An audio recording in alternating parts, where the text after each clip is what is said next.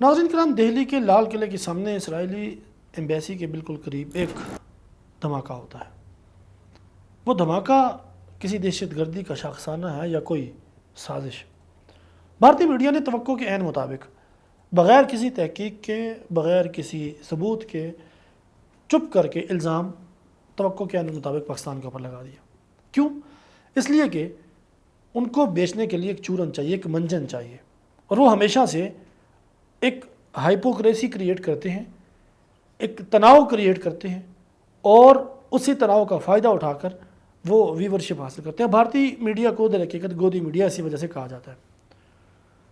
آپ ان کے پولیس افسران کے بیانات سنیے۔ کمشنر صاحب پہلے فرماتے ہیں کہ یہ سلنڈر کا دھماکہ تھا۔ اس افسوسناک واقعے میں تقریباً 10 سے 12 لوگوں کی جان گئی۔ کبھی وہ کہتے ہیں کہ نہیں، یہ دہشت گردی کا واقعہ ہے، ان کے ہوم منسٹر اس کو کچھ اور کہتے ہیں۔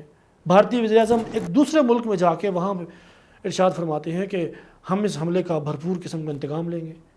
کوئی شرلی چھوڑتا ہے کہ آپریشن سندور ابھی تک جاری ہے۔ الغرض جتنے منہ اتنی بات ہے، لیکن حقیقت یہ ہے کہ خود بھارتیہ جنتا پارٹی اس وقت عوام میں غیر مقبولیت کی انتہا کو چھو رہی ہے۔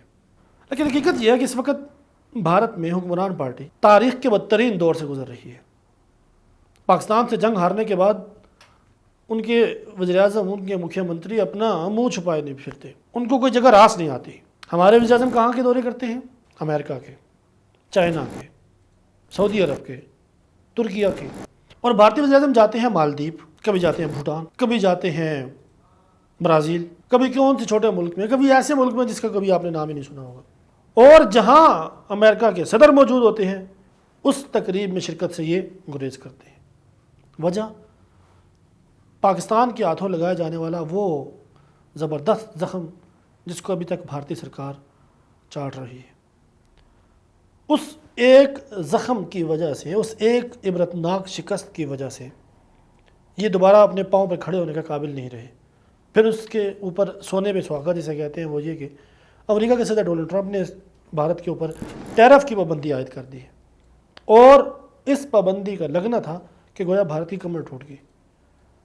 اب چونکہ بھارت کے اندر ایک گرما گرمی کا ماحول ہے، سیاسی گہما گہمی ہے، ہر طرف ایک دوسرے کے اوپر طنز کیے جا رہے ہیں، طنز کے تیر چلائے جا رہے ہیں۔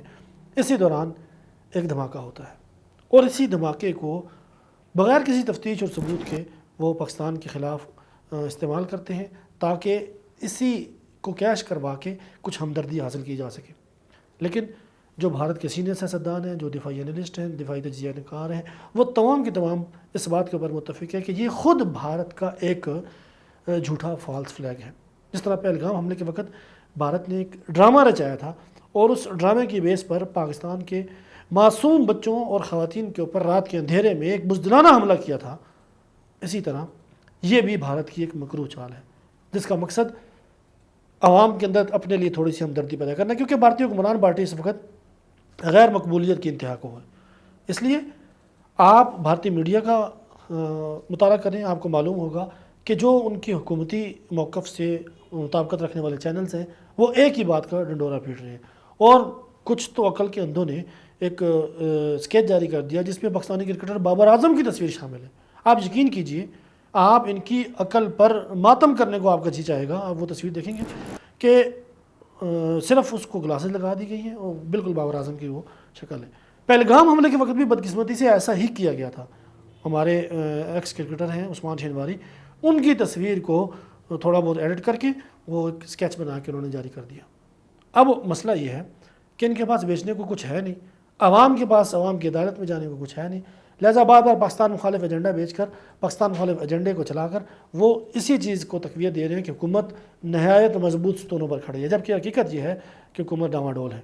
لہٰذا آپ آگاہ رہیں، وہاں کی عوام اس چیز کو نہیں مانتی ہے، دنیا بھر کا میڈیا اس کو نہیں مانتا، خود بھارتی دفاعی تجزیہ کار جو ہیں وہ اس چیز کو نہیں مانتے، اور وہ یہ سمجھتے ہیں کہ یہ ایک دہشت گردی کا واقعہ نہیں، بلکہ صراحتاً یہ یا تو یہ مس مینجمنٹ ہے، سیکورٹی فیلئر ہے، یا یہ سلنڈر کا دھماکہ ہے۔ اور دوسری بات یہ ہے کہ بھارت اس دھماکے سے بہت سارے نتائج حاصل کرنا چاہتا ہے۔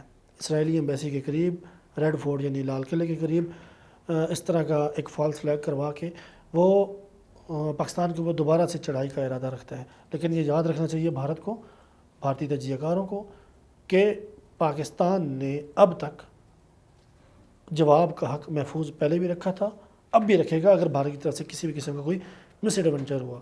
اور ہمارے D G S P R یہ بات واضح طور پر کھلم کھلا کہہ چکے ہیں کہ اب اگر بھارت نے کوئی اس طرح کی حرکت کی تو اس دفعہ جو ہم جواب دیں گے وہ پہلے سے کئی گنا زیادہ عبرتناک ہوگا۔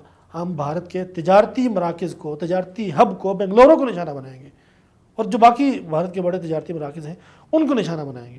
اس لیے بھارت کسی بھی مس ایڈونچر سے باز رہے، کیونکہ Pakistan army, Pakistan air force اور پاکستان نیوی پہلے کی طرح تیار ہے۔ ملتے ہیں کسی اور ویڈیو میں، اپنا خیال رکھیے گا، اللہ حافظ۔